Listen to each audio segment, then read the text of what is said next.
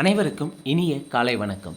Olympia as academy சார்பாக தினசரியாக ஏற்கனவே TNPSC தேர்வாணையத்தால் நடத்தி முடித்துள்ள ப்ரீவியஸ் கொஸ்டின்லேருந்து நாம் ஒவ்வொரு மாதிரி தேர்வும் பார்த்து வருகிறோம். அந்த வகையில் இன்றைய வீடியோவில் யூனிட் 6ல் ஏற்கனவே கேட்கப்பட்ட கேள்விகளை பார்க்கலாம். எக்ஸாமை பொறுத்தவரையும் 16/11/2025 அன்று நடைபெற்ற combined technical service examination ITI level 2லேருந்து ஆல்ரெடி யூனிட் 6ல் கேட்கப்பட்ட கேள்விகளுக்கான விடை குறிப்பில் பார்க்கலாம். அதுக்கு முன்னே யூனிட் 6க்கான சிலபஸை நம்ம முழுமையாக பார்த்துக்கலாங்க. ஸோ தமிழ்நாட்டின் வரலாறு, பண்பாடு, மரபு மற்றும் சமூக அரசியல் இயக்கங்கள். ஸோ இது குரூப் 1 பொறுத்தவரை 40 கேள்விகள், குரூப் 2 2Aக்கு ப்ரிலிம்ஸ்க்கு வந்து 20 கேள்விகள், குரூப் 4க்கும் 20 கொஸ்டின் இருக்குது யூனிட் 6லேருந்து. முதல் தலைப்பு தமிழ் சமுதாய வரலாறு, அது தொடர்பான தொல்லியல் கண்டுபிடிப்புகள். ஸோ அப்போ தொல்லியல் கண்டுபிடிப்பை பொறுத்தவரையும் தமிழ் சார்ந்த, தமிழ் மக்களுடைய மொழி சார்ந்த, அடுத்து வந்து என்னெல்லாம் கண்டுபிடிப்புகள், தொல்லியல் கண்டுபிடிப்புகள் பள்ளி பாடப்புத்தகத்தில் இருக்கிறது, இப்போ ரீசெண்டாக இருக்கக்கூடிய தொல்லியல் கண்டுபிடிப்புகள், இது எல்லாமே வந்து நமக்கு எக்ஸாம் பாயிண்ட் ஆஃபில் ரொம்ப ரொம்ப முக்கியமானது. அடுத்து ரெண்டாவது தலைப்பு சங்க காலம் முதல் இக்காலம் வரையிலான தமிழ் இலக்கிய வரலாறு. கட்டாயம் தமிழ் இலக்கிய வரலாறுலேருந்து கேள்விகள் இடம்பெறும். அடுத்து மூணாவது தலைப்பு திருக்குறள். திருக்குறள் மதம் சார்புள்ள தனித்தன்மையுள்ள இலக்கியம், அன்றாட வாழ்வியலோடு தொடர்பு தன்மை, மானுடத்தின் மீதான திருக்குறளின் தாக்கம், திருக்குறளும் மாறாத விழுமியங்களும், சமூக அரசியல் பொருளாதார நிகழ்வுகளில் திருக்குறளின் பொருத்தப்பாடு. அடுத்து திருக்குறளின் தத்துவ கோட்பாடுகள். இது மூணாவது டாபிக். நான்காவது டாப்பிக்கை பொறுத்தவரையும் யூனிட் 6ல் விடுதலை போராட்டத்தில் தமிழ்நாட்டின் பங்கு. 5 ஆங்கிலேயருக்கு எதிரான தொடக்க கால கிளர்ச்சிகள். 6 விடுதலை போராட்டத்தில் பெண்களின் பங்கு. 7 19வது மற்றும் 20ஆம் நூற்றாண்டுகளில் தமிழ்நாட்டின் சமூக அரசியல் இயக்கங்களின் பரிணாம வளர்ச்சி. 8 நீதி கட்சி, பகுத்தறிவுவாதத்தின் வளர்ச்சி. 9 சுயமரியாதை இயக்கம், திராவிட இயக்கம் மற்றும் இவ்வியக்கங்களுக்கான அடிப்படை கொள்கைகள். 10 பார்த்திங்கன்னா தந்தை பெரியார் மற்றும் பேரறிஞர் அண்ணாவின் பங்களிப்புகள். இதுதான் வந்து யூனிட் 6ல் சிலபஸாக இருக்குது. இந்த ஏரியாவிலேருந்து தான் கேள்விகள் வந்து யூனிட் 6லேருந்து கட்டாயம் எதிர்பார்க்கலாம். ஸோ இந்த combined technical service examination ITI லெவலில் வந்து பார்த்திங்கன்னா ஒரு 17 கேள்விகள் யூனிட் 6லேருந்து இடம்பெற்றிருக்குதுங்க. முதல் கேள்வி கூற்று காரணம். கூற்று: டாக்டர் முத்துலட்சுமி அம்மையார் 1926 இந்தியாவின் முதல் பெண் சட்டமன்ற உறுப்பினரானார். காரணம்: நீதி கட்சி ஆட்சியில்தான் முதலாக தேர்தல் அரசியலில் பெண்கள் பங்கேற்பதை 1921 அங்கீகரித்தது. ஸோ இந்தியாவினுடைய முதல் பெண் சட்டமன்ற உறுப்பினராக ஆனது டாக்டர் முத்துலட்சுமி அம்மையார். எப்போனா 1926. கூற்று சரி. ஏன் அப்படின்னா அதுக்கான காரணம் நீதி கட்சி தான் ஃபஸ்ட்டு வந்து பார்த்திங்கன்னா தேர்தலில் பெண்களை வந்து நிற்க வைக்கிறதுக்காக 1921 அங்கீகரிச்சிருப்பாங்க. அப்போ இங்கே கூற்றும் சரி, காரணமும் சரி. மேலும் காரணம் என்பது கூற்றுக்கான சரியான விளக்கமாகும். கேள்வி 2 அயோத்திதாசர் பிறந்த இடம் எது?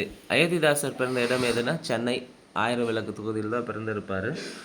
கேள்வி 3 டாக்டர் முத்துலட்சுமி புற்றுநோய் நிவாரண மருத்துவமனை தொடங்கப்பட்ட ஆண்டு. ஸோ முத்துலட்சுமி ரிலேட்டடாக இந்த ஐடிஐயில் எக்ஸாமில் மட்டும் பார்த்தீங்கன்னா 3 கேள்விகள் கேட்டிருக்காங்க. சம்டைம்ஸ் என்ன பண்ணுவாங்கன்னா ஒரே டாப்பிக்லேருந்து அடுத்தடுத்த கேள்விகளும் டிஎன்பிசிலேருந்து கேட்குறாங்க. அது ஜென்ரலாகவே ரிப்பீட்டடாக கேட்குறாங்க. நமக்கு ஒரு கொஸ்டின் வந்து மேபி ஆன்சர் தெரியலைன்னா அந்த ஆன்சருக்கான விடை வந்து பார்த்திங்கன்னா அடுத்த கொஸ்டினில் இல்லை அடுத்த பேஜில் கூட அதுக்கான ஆன்சர் இருக்கும். அதனால் ஒரு கொஸ்டினுக்கான ஆன்சர் தெரியலைன்னா உடனடியாக வந்து ஏதோ ஒரு ஆப்ஷனை வந்து செலக்ட் பண்ணாமல் அதை கொஞ்ச நேரம் வெயிட் பண்ணிவிட்டு அடுத்த பேஜ் அதுக்கு அடுத்த பேஜை பார்க்கும்போது நிச்சயமாக அதுக்கான தீர்வு அங்கேயே கிடைக்கும்.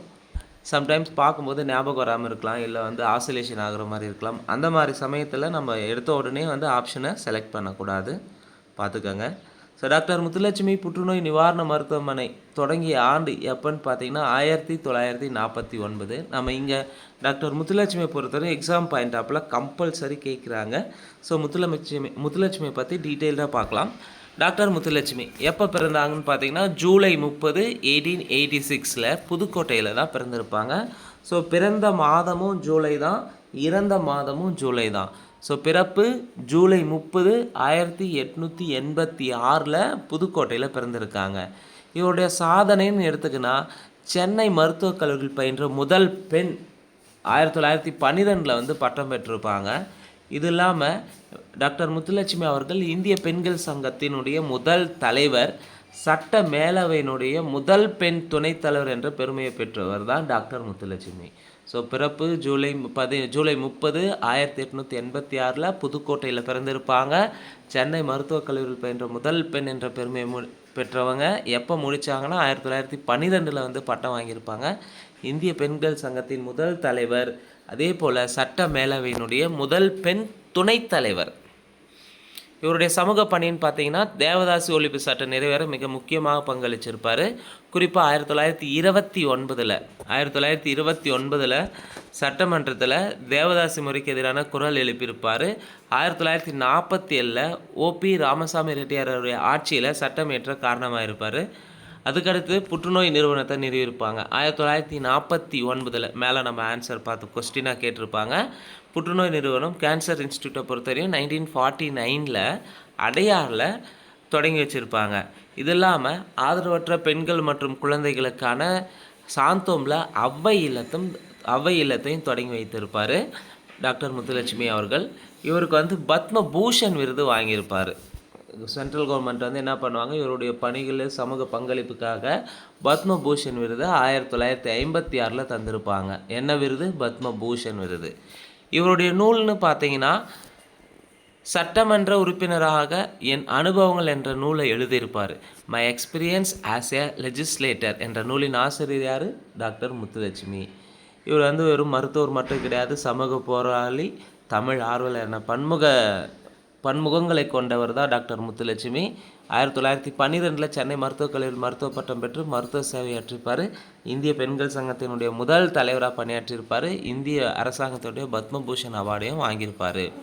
இவர் வந்து 1926 மதராஸ் சட்டமன்றத்தில் உறுப்பினராக நியமிக்கப்பட்டார். 1926 மதராஸ் சட்டமன்றத்தில் உறுப்பினராக நியமிக்கப்பட்டார். ஸோ இந்த நியமனத்தை பொறுத்தவரையும் பெண்களுடைய சமத்துவத்தை நிலைநாட்டவும் சமூக அநீதிகளை நீக்கவும் அவர் மேற்கொண்ட வாழ்நாள் முயற்சியின் தொடக்கமாக அமைந்திருக்கும். நமக்கு முத்துலட்சுமியை பொறுத்தவரையும் ஒவ்வொரு கீ பாயிண்ட்டுமே எக்ஸாம் பாயிண்ட் ஆப்பில் ரொம்ப ரொம்ப முக்கியமானது. ரிப்பீட்டடாக கேட்குறாங்க, தெளிவாக பார்த்துக்கோங்க. ஆண்கள் கல்லூரியில் சேர்க்கப்பட்ட முதல் பெண் மாணவி யார்னா டாக்டர் முத்துலட்சுமி தான். ஆண்கள் கல்லூரியில் சேர்க்கப்பட்ட முதல் பெண் மாணவி டாக்டர் முத்துலட்சுமி. அன்றைய காலகட்டத்தில் வந்து தனியாக பெண்களுக்குன்னு இல்லாமல் இருந்தது. அப்போ வந்து ஃபஸ்ட்டு ஆண்கள் கல்லூரியில் சேர்ந்த முதல் பெண் மாணவி என்ற பெருமை பெற்றவங்க தான் டாக்டர் முத்துலட்சுமி. இவர் வந்து அரசு மகப்பேறு மற்றும் கண் மருத்துவமனையில் முதல் பெண் இல்ல வைத்தியராக வந்து பணியேற்றிருப்பாங்க. அதே போல் பிரிட்டிஷ் இந்தியாவில் முதல் பெண் சட்டமன்ற உறுப்பினர் என்ற பெருமையை பெற்றவங்க. மாநில சமூக நல ஆலோசனை வாரியத்தின் முதல் தலைவி, சட்டமன்ற துணைத் தலைவர் பதவியில் இருந்த முதல் பெண், மதராஸ் மாநகராட்சியில் பணியாற்றிய முதல் பெண் ஆகிய பெருமைகளை பெற்றவங்க எல்லாமே. இவ எல்லாத்துக்கும் யார் சொந்தக்காரர்? டாக்டர் முத்துலட்சுமி ரெட்டி. இவர் வந்து அவை இல்லத்தை எப்போ தொடங்கியிருப்பாங்கன்னா 1931 வந்து அவை இல்லத்தை தொடங்கினாங்க. அதே கேன்சர் இன்ஸ்டியூட் 1949, அவை இல்லம் தொடங்கப்பட்டது 1931.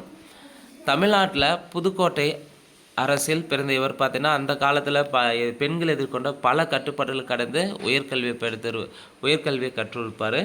குறிப்பாக 1907 தான் மதராஸ் மருத்துவக் கல்லூரியில் சேர்ந்தார். 1907 மதராஸ் மருத்துவக் கல்லூரியில் சேர்ந்து 1912 மருத்துவத்துக்கான பட்டத்தை பெற்றிருப்பார். இந்தியாவின் முதல் பெண் மருத்துவர்களில் ஒருவராக விளங்கினார். பின்னர் அனிபெசன்ட் மற்றும் மகாத்மா காந்தியுடைய சிந்தனைகளால் கவர்ந்தார். 1947 டெல்லியில் ஏற்பட்ட முதல் தேசிய கொடியில் அவரது பெயரும் இடம்பெற்றிருக்கும்.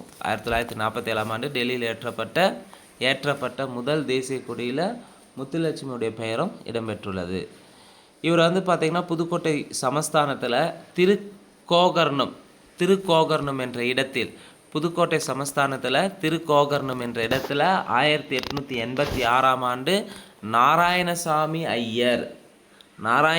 ஐயர் சந்திரம்மாள் தம்பதிக்கு மூத்த மகளாக பிறந்தாங்க ஜூலை 30. இவருடைய தந்தையார் பார்த்திங்கன்னா நாராயணசாமி பிரபல ஒரு வழக்கறிஞராக இருப்பார். பிராமண சமூகத்தை சேர்ந்தவர். தாயார் சந்திரம்மாள் பிரபல பாடகர், இசை வேளாளர் சமூகத்தை சேர்ந்தவங்க. இவருடைய தங்கைகள்னு எடுத்துக்கினா சுந்தரம்மாள், நல்லமுத்து மற்றும் இவரின் தம்பி வந்து ராமையா ஆவார். பெண்களுக்கு படிப்பு எதற்கு என்ற நிலவிய காலகட்டத்தில் அதை உடைத்து 4 வயதில் திண்ணை பள்ளியில் தொடங்கி தனது பள்ளி படிப்பை முடித்து மருத்துவராகியிருப்பார். இதுக்கு முக்கிய காரணமாக இருந்தது அவருடைய தந்தை தான். வெளியூரில் பொறுத்தவரையும் அன்றைய காலகட்டத்தில் பெண்களுக்கு விடுதி வசதி என்பது கிடையாது. ஸோ அதே போல் கல்லூரியில் பெண்களை சேர்ப்பதும் கிடையாது. இந்த சூழலில் தான் என்ன பண்ணிருப்பார்னா, புதுக்கோட்டை மன்னர் வந்து கல்லூரியில் சேர 4/2/1904 4/2/1904 வந்து விண்ணப்பித்தார். அப்போது சமஸ்தானத்தில் இருந்த அதிகாரிகள் சில பேர் என்ன பண்ணாங்கன்னா, பெண்கள் வந்து பெண்களுக்கு சீட்டு தரக்கூடாது காலேஜில் அப்படின்ட்டு வந்து எதிர்ப்பாங்க. ஆனால் பெண் கல்விக்கு முக்கியத்துவமும் ஆர்வம் கொண்டிருந்த முற்போக்கு சிந்தனையாளரான அப்போதைய புதுக்கோட்டை மன்னர் யார்? மார்த்தாண்ட பைரவ தொண்டைமான் வந்து முத்துலட்சுமிக்கு வந்து பார்த்திங்கன்னா காலேஜில் சீட் தராரு. ஸோ இப்போ காலேஜ் சேர்ந்த பிறகு சிறிது காலத்தில் உடல்நலம் ஏற்படுது. அதனால் கல்வி தடைப்படுறாங்க. அவருடைய அம்மா வந்து பார்த்திங்கன்னா சந்திரம்மாள் வந்து நோயால் சிரமப்பட்டு இருக்கிறாங்க. அதனுடைய கொடுமைகளை வந்து நேரில் அனுபவத்தின் விளைவாக தான் இவங்க மருத்துவர் ஆக வேண்டும் என்ற வைராக்கியத்தோடு வந்து அவங்க போய் ஜாயின் பண்ணி படித்து டாக்டர் ஆகியிருப்பாங்க.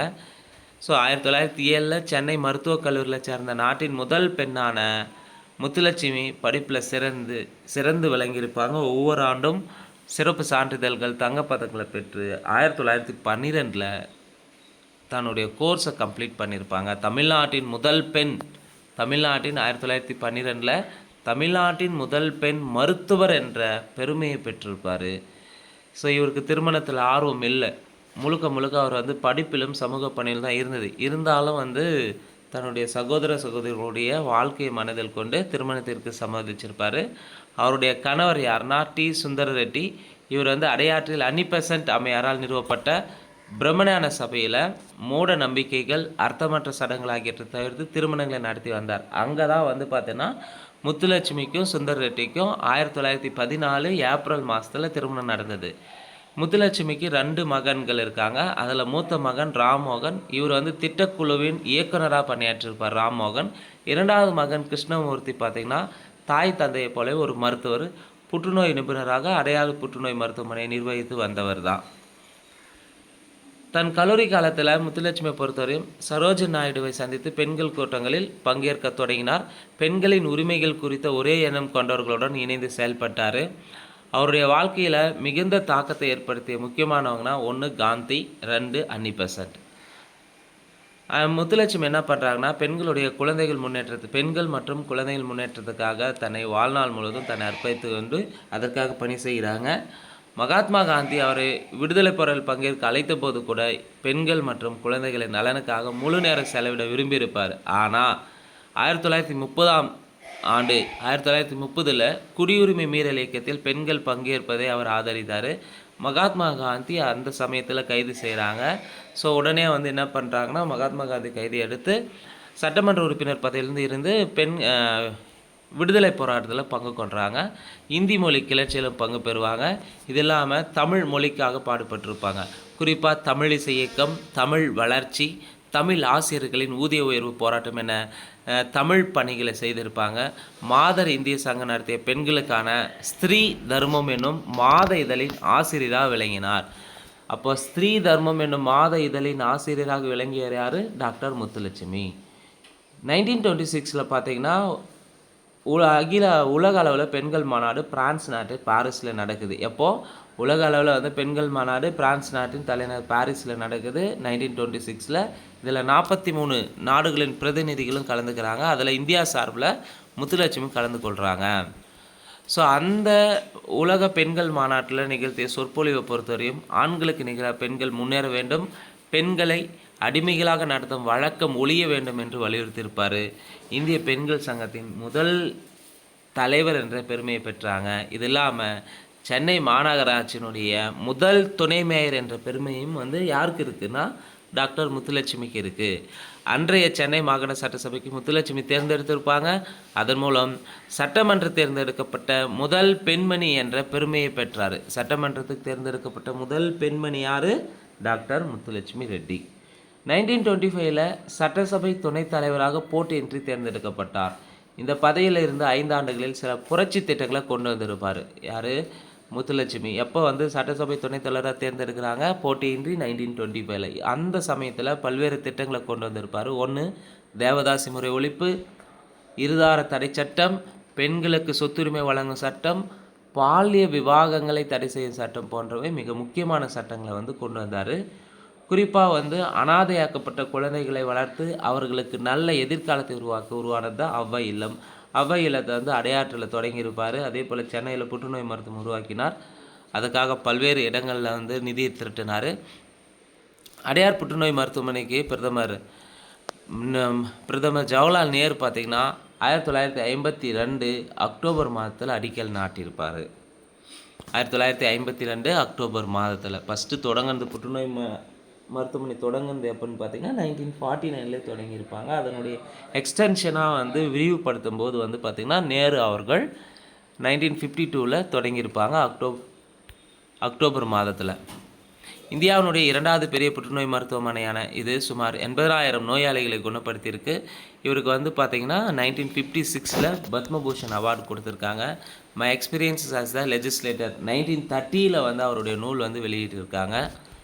புற்றுநோய் தடுப்பு பணியில் ஈடுபடும் பெண்களுக்கு வழங்கப்படும் ஒரு விருதிற்கு ரெட்டி ஊக்கமாக இருந்திருக்காங்க. கடைசியாக வந்து எப்போ இருந்தாங்கன்னா 1968 ஜூலை மாதம் 22. பிறந்தது ஜூலை மாதம் 30, இறப்பு ஜூலை மாதம் 22, 1968. ஸோ முத்துலட்சுமி பற்றி முழுமையாக நம்ம பார்த்துருப்போங்க. ஸோ கட்டாயம் எக்ஸாம் பாயிண்ட் ஆஃப் இருக்கக்கூடிய கொஸ்டின்ஸ் நிச்சயமாக இடம்பெறுங்க. தெளிவாக படித்து வச்சுக்கோங்க. அடுத்த கேள்வி, கீழ்கண்டவற்றுள் தீரன் சின்னமலை போர்கள் பற்றிய சரியான கூற்றுகளை தேர்ந்தெடு. 1. 1801 ஆண்டு காவேரி கரையில் நடைபெற்ற போர். 2. 1802 ஆண்டு ஓடாநிலையில் நடந்த போர். 3. 1806 ஆண்டு நடந்த அரிச்சலூர் போர். ஸோ தீரன் சின்னமலை பங்கேற்ற போர்களில் இந்த 3 போருமே முக்கியமானது. ஃபஸ்ட்டு வந்து நடந்தது 1801 காவேரி கரையில் நடைபெற்ற போர். அடுத்து 1802 ஓடாநிலையில் என்ற இடத்தில் நடந்த போர். 3 1804 வரும். 1804 ஆண்டு அரிச்சலூர் போர் நடைபெற்றது. ஸோ இந்த 3 போர்களிலும் தீரன் சின்னமலை முக்கிய பங்காற்றிருப்பார். அதான் தீரன் சின்னமலை பங்கேற்ற போர்களில் சரியானது எதுன்னு கேட்டிருக்காங்க. இங்கே சரியானது 1 மட்டும் 2 சரி இருக்குது, 3 தவறு. அரிச்சலூர் போர் நடைபெற்ற ஆண்டு 1804. கேள்வி 5, மதுரையில் தன்னாட்சி இயக்கத்தை ஏற்படுத்தியவர் யார்? மதுரையில் பொறுத்தவரை தன்னாட்சி இயக்கத்தை தொடங்குது ஜார்ஜ் ஜோசப். கேள்வி 6, பண்டைய தமிழக கால வரையறையை பொறுத்துகன்னு கேட்டிருக்காங்க. பெருங்கற்காலம், சங்க காலம், பிராமி எழுத்துக்கள் அறிமுகப்படுத்தப்பட்ட காலம், சங்க மருவிய காலம். நமக்கு பெருங்கற்காலம் காலம் வந்து பார்த்திங்கன்னா கிமு 1300 கிமு 300 வரை. பெருங்கற்காலத்தினுடைய காலம் என்ன? பெருங்கற்காலனாவே கிமு 1300 கிமு 300 வரை. சங்க காலம்னாவே கிமு 300 கிபி 300 வரை. கிமு 300 கிபி 300 வரை. சங்ககாலம் என்பது என்ன? கிமு 300 கிபி 300 வரை. பிராமி எழுத்துக்கள் அறிமுகப்படுத்தப்பட்ட காலம். பிராமி எழுத்துக்கள் அறிமுகப்படுத்தப்பட்டது கிமு 400 முதல் கிமு 300 வரை. பிராமி எழுத்துக்கள் அறிமுகப்படுத்தப்பட்ட ஆண்டு கிமு 400 கிமு 300 வரை. சங்கம் அறிவிய காலனாவே சங்க காலத்துக்கு பின்பு தான் வந்திருக்கும். சங்கம் அறிவிய காலம் என்பது கிபி 300 கிபி 500 வரை. சங்கம் அறிவிய காலம் கிபி 300 முதல் கிபி 500 வரை. சங்க காலம்னா கிமு 300 கிபி 300 வரை.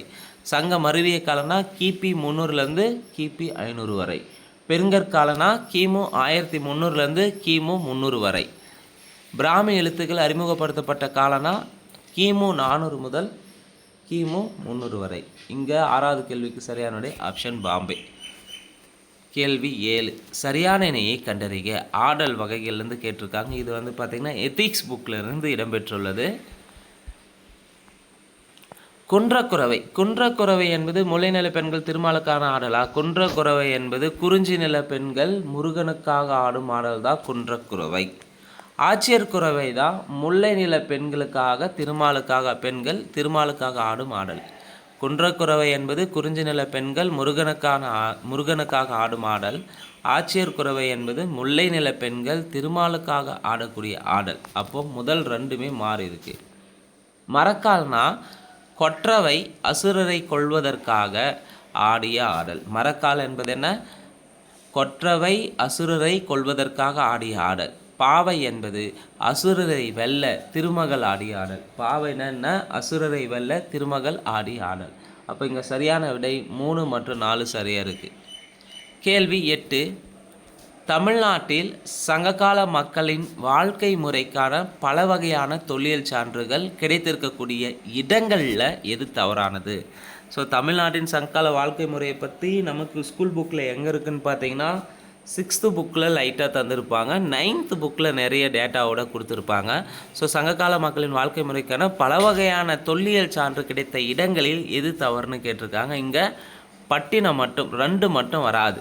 அதே வசவசமுத்திரம், காவேரி பூம்பட்டினம், கொடுமணல் இந்த 3 இடங்களில் வரும். ஏன்னா இங்கே அதிகபட்சமான சங்ககால மக்களுடைய வாழ்க்கைக்கான தொல்லியல் சான்றுகள் நிறைய கிடைச்சிருக்கு. வசவசமுத்திரம், காவேரி பூம்பட்டினம், கொடுமணல். இதில் தவறானது 2 மட்டும், பட்டினம் வராது. கேள்வி 9 திருக்குறளிலிருந்து கேட்டிருக்காங்க. பொருள் என்னும் பொய்யா விளக்கம் இருளருக்கும் எண்ணிய தேய்த்து சென்று. இதிலேருந்து கூற்று காரணமாக கேட்டிருக்காங்க. கூற்று: பொருள் செல்வத்தை பொய்யா விளக்கு என்கிறார் வள்ளுவர். சரி. காரணம்: பொருள் இல்லாதவரையும் இந்த உலகம் வாழ வைக்கிறது. சரி. அப்போ இங்கே கூற்றும் சரி, காரணமும் சரி.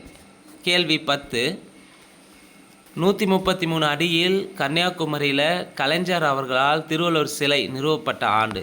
ஸோ கன்னியாகுமரியில் கலைஞர் சிலை கலைஞர் அவர்கள் பார்த்திங்கன்னா முன்னாள் முதல்வர் அவர்கள் திருவள்ளுவர் சிலையை திறந்து வைத்தார் 133 அடியில். எப்போ திறந்து வைத்தார்னா ஜனவரி 1, 2000 திறந்து வைத்தார். ஸோ இதுக்கான 25 ஆண்டு ஆனதுக்காக கொண்டாடப்பட்டதும் 2025 ஜனவரி 1 கொண்டாடிருப்பாங்க. இந்த எக்ஸாமில் அந்த 2 கேள்வி அப்படியே கேட்டு வச்சுருக்காங்க. ஒன்று, திருவள்ளுவர் சிலை எப்போ நிறுவப்பட்டதுன்னோ திருவள்ளுவர் சிலைக்கு எப்போ வெள்ளி விழா கொண்டாடப்பட்டதுன்ட்டு 2 கேள்வியை கேட்டு வச்சுருக்காங்க. அடுத்து வரும், பின்னாடி வரும், பார்க்கலாம். சரியான வார்த்தையால் கோடிட்ட இடத்தை நிரப்புக.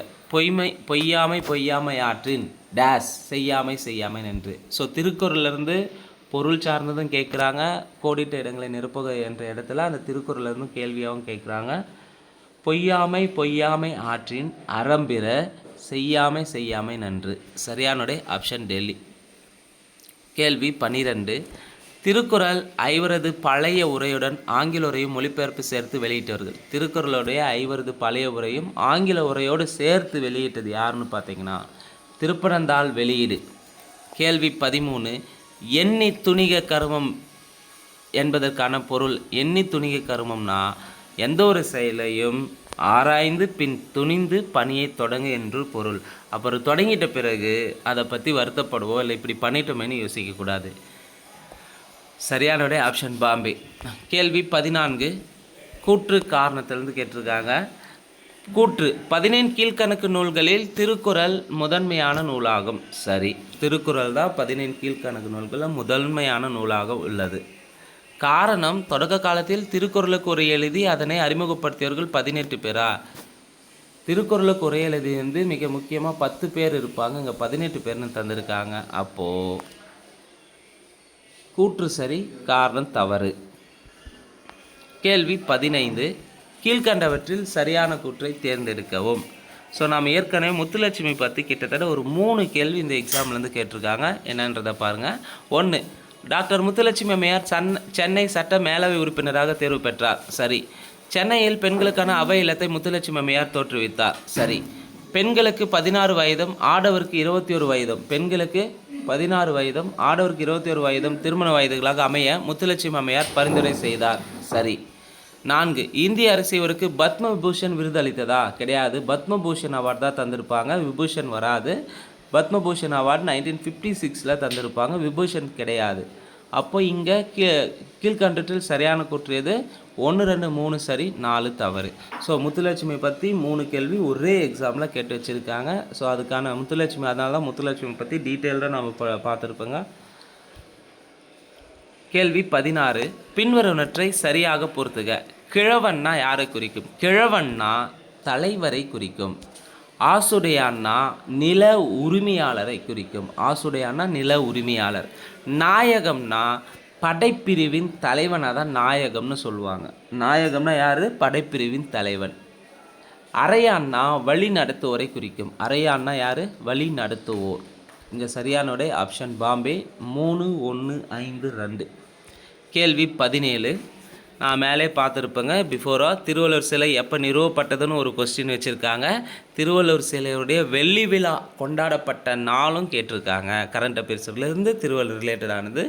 ஸோ இங்கே திருவள்ளுவர் சிலையுடைய வெள்ளி விழா எப்போ கொண்டாடினாங்கன்னா ஜனவரி 1 2025. ஸோ இந்த வீடியோவை பொறுத்தவரையும் டெக்னிக்கல் எக்ஸாம் ஐடி லெவலிருந்து யூனிட் 6ல் 17 கேள்விகள் கேட்கப்பட்டது. அதுக்கான முழு விளக்கங்களை நம்ம பார்த்துருக்கோங்க. நிச்சயமாக யூனிட் 6ல் முழு மதிப்பெண் பெறுவதற்கு ப்ரீவியஸ் கொஸ்டின்ஸ் வெரி யூஸ்ஃபுல்லாக இருக்கும். வீடியோஸை முழுமையாக பார்த்து உங்களுடைய பதிவை வந்து மறக்காமல் கமெண்ட் செக்ஷனில் கமெண்ட் பண்ணுங்கள். அதே போல் வந்து பார்த்திங்கன்னா group 1 and group 2A group 4க்கு ப்ரிப்பேர் பண்ணக்கூடிய உங்கள் ஃப்ரெண்ட்ஸ்க்கு இந்த வீடியோவை ஷேர் பண்ணுங்கள். ஒலிம்பியா ஐஏஎஸ் அகாடமிக்கான டெலகிராம் சேனலுக்கான லிங்க் வந்து டிஸ்கிரிப்ஷனில் தரப்பட்டுள்ளது. தேவையானவங்க ஜாயின் பண்ணிக்காங்க. நன்றி, வணக்கம்.